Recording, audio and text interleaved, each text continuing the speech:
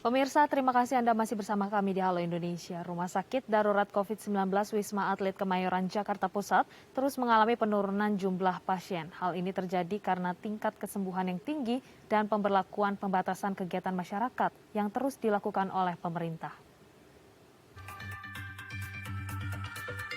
Setelah sempat merawat lebih dari 7.000 pasien COVID-19 di tengah lonjakan kasus pada bulan Juni 2021 lalu, kini tingkat okupansi tempat tidur di rumah sakit tersebut terus mengalami penurunan secara drastis menjadi 14%. Berdasarkan data RSDC Wisma Atlet, tercatat akhir Agustus 2021 lalu, sebanyak 1.122 pasien COVID-19 masih menjalani perawatan. Penurunan terjadi karena tingkat kesembuhan yang tinggi dan pemberlakuan pembatasan kegiatan masyarakat yang terus dilakukan oleh pemerintah. Walau telah mengalami penurunan pasien, sebanyak kurang lebih 2.800 tenaga kesehatan Wisma Atlet tetap bersiaga. Pihak RSDC pun memberi pelatihan medis bagi para nakes yang saat ini tengah bersiaga. Sementara itu, Rumah Susun Pasar Nagrak Jakarta Utara dan Rumah Susun Pasar Rumput Jakarta Selatan kini tidak menangani pasien COVID-19, namun tetap disiagakan sebagai antisipasi jika nantinya terjadi kenaikan kasus COVID-19. Ya, untuk membahas lebih lanjut menurunnya jumlah pasien di RSDC Wisma Atlet Kemayoran dan apa dampaknya bagi tenaga kesehatan yang bertugas, kita akan langsung berbincang bersama Kolonel Mintoro Sumego selaku Koordinator Humas RSDC Wisma Atlet. Selamat pagi, Dokter. Selamat pagi, Mbak Frisil. Baik, dokter, kita sudah mendengar bahwa memang efek dari pemberlakuan pembatasan kegiatan masyarakat yang berlevel begitu ya. Ini dampaknya ada penurunan angka pasien, angka harian. Kemudian boleh digambarkan Dokter Mintoro seperti apa saat ini tingkat keterisian, kemudian bed yang masih terisi dan juga kapasitas yang ada di Rumah Sakit Darurat Wisma Atlet. Baik, terima kasih. Untuk saat ini jumlah pasien yang dirawat di Wisma Atlet ada 632 pasien.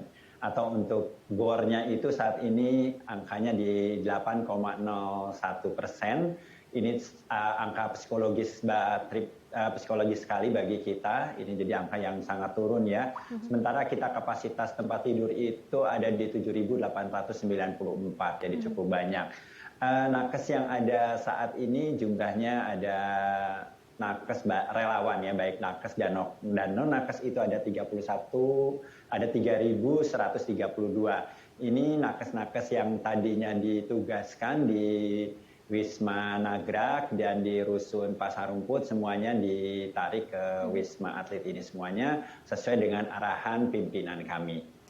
Baik, bahkan adanya penurunan yang signifikan begitu ya, Dokter Mintoro, kalau kita melihat Betul, dari data yang di-share juga dari RSDC Wisma Atlet bahwa di bulan Juni lalu bahkan angkanya di 7.000 hampir penuh begitu. Sekarang tinggal 600 saja pasien yang ada. Kemudian kita mendengar tadi kalau beberapa nakes kemudian dan relawan non-nakes yang bertugas di Rusunawa, Nagrak dan juga Pasar Rumput ini sudah kembali ke RSDC Wisma Atlet untuk hanya melakukan pelatihan begitu. Ini apakah artinya memang sudah sejak kemarin rusun tersebut sudah tidak menerima pasien atau seperti apa kondisinya, Dokter? Jadi sesuai dengan arahan pimpinan kami, jadi Rusun Nagrak dan Rusun Pasar Rumput itu sejak 30 Desember, sementara tidak menerima pasien lagi, jadi pasien yang ada kita alihkan semuanya di Wisma Atlet Kemayoran. Hal ini mungkin untuk efisiensi, tetapi tetap Rusun Nagrak dan Rusun Pasar Rumput itu tetap kita standby-kan untuk kalau nanti terjadi pelonjakan kita tetap standby. Jadi tenaga medisnya semuanya, alat-alatnya kita standby-kan semuanya. Jadi kita siap, selalu siap kalaupun nanti terjadi kenaikan, tapi mudah-mudahan tidak. Baik, berarti dalam artian saat ini Rusun Nagrak dan Rusun Pasar Rumput kosong ya, Dokter ya?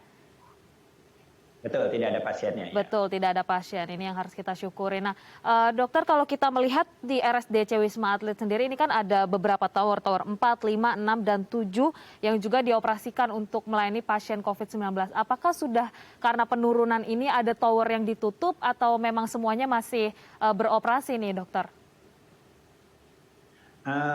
Tower yang ada di Wisma Atlet ini adalah sesuai dengan peruntukan pasiennya.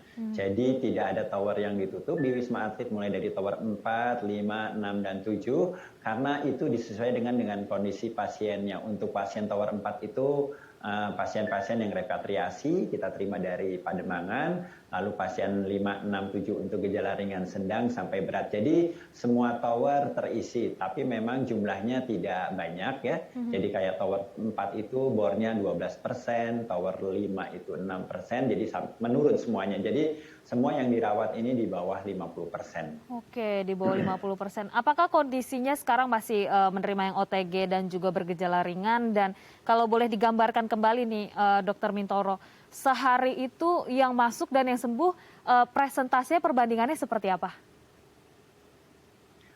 Baik, jadi kita tetap terima baik OTG maupun yang gejala sedang, ringan, sedang sampai berat kita terima. Dan jumlah pasien memang fluktuatif, jadi rata-rata sekarang pasien di bawah 100. Dulu kita terima pasien itu bisa sehari 500. Sekarang di bawah 100, kadang mungkin antara 50 sampai 100.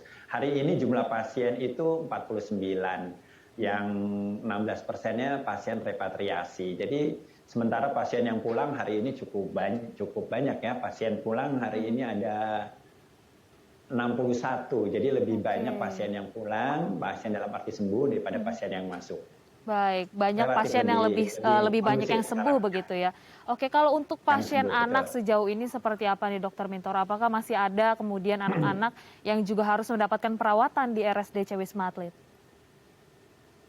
Pasien anak saat ini jumlahnya lebih kurang 10% dari jumlah yang ada. Jadi kalau sekarang ini adalah sekitar 632 ya pasien anak sekitar 60-an lah, hampir 100 sampai dengan 60.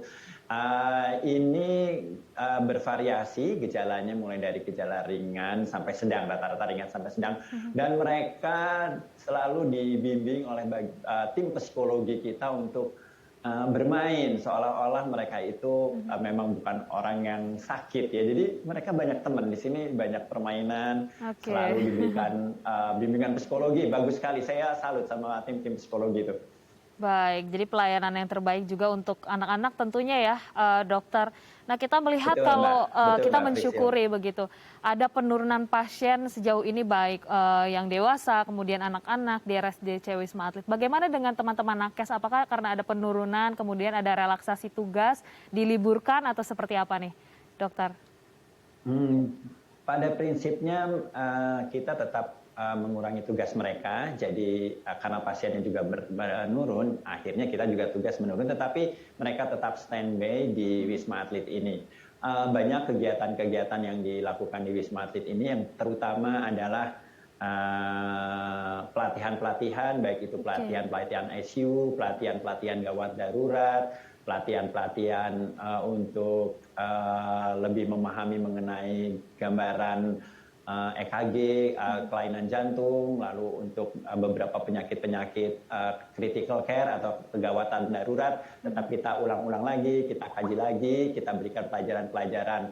Lalu mereka di samping itu juga sore atau pagi mereka olahraga, sore olahraga. Jadi tetap mereka ada di Wisma Atlet ini dan tidak keluar dari Wisma Atlet, tetap standby sampai kita menunggu atau kita menyesuaikan dengan perintah dari pimpinan kita.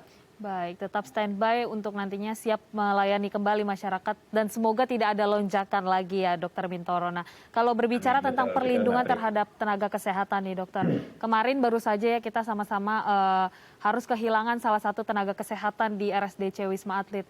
Total ada 3 begitu ya, kalau tidak salah dari Wisma Atlet yang sudah berpulang di saat bertugas. Nah ini kemudian melihat ada 3 teman-teman kita yang gugur begitu. Apa kemudian evaluasi dan kedepannya yang akan kemudian ditingkatkan begitu untuk melindungi teman-teman nakes nih dokter? Untuk perlindungan terhadap nakes ini kita sudah selalu melakukan perlindungan yang optimal. Yang pertama, mereka selalu dilaksanakan pemeriksaan swab secara rutin. Pemeriksaan swab secara rutin, begitu mereka dinyatakan positif, mereka langsung kita rawat di zona merah seperti pasien biasa. Jadi dipantau terus keberadaannya. Lalu kita juga ada namanya polinakes yang memang poli itu berfungsi untuk memberikan pelayanan kesehatan kepada nakes. Di luar mereka tidak memberikan pelayanan lain, jadi mereka memberikan pelayanan kepada nakes.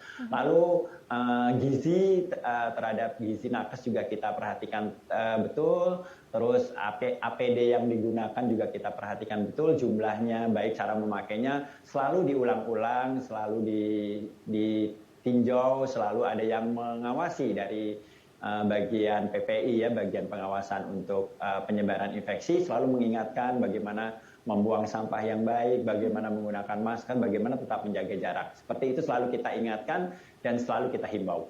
Baik, proteksi itu selalu ada begitu, dokter. Kita memang harus mensyukuri begitu kondisi saat ini, tapi kita tidak boleh tutup mata dengan adanya ancaman-ancaman kembali begitu ya, mutasi virus, lonjakan kasus. Nah, apalagi memang ramai diperbincangkan bahwa mutasi virus juga ini ada kembali begitu ya. Adakah kemudian skema dokter yang terakhir yang dilakukan juga untuk RSDC nantinya melakukan antisipasi baik fasilitas, kemudian juga sumber daya tenaga kesehatan dan yang lainnya, itu sudah ada arahan belum ke situ, dokter? Kita sudah ya, jadi kita tetap semuanya kita standby-kan dan SOP yang ada itu tetap kita perbaiki, kita ulang lagi. SOP yang misalnya belum ada untuk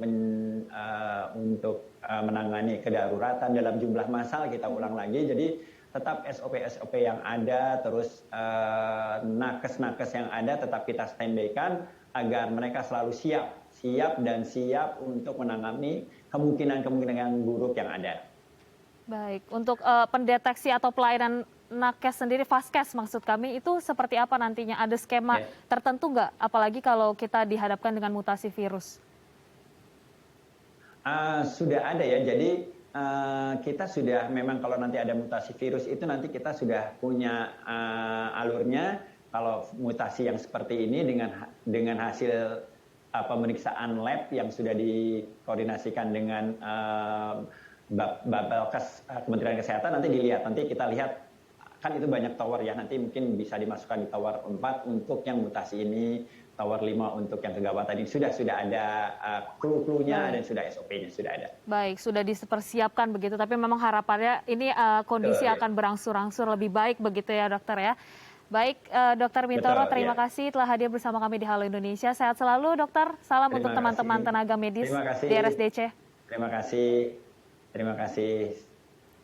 Ya pemirsa, jangan kemana-mana, usai jeda kita akan berbincang tentang pembelajaran tatap muka terbatas di sekolah khusus anak disabilitas. Tetap bersama kami di Halo Indonesia.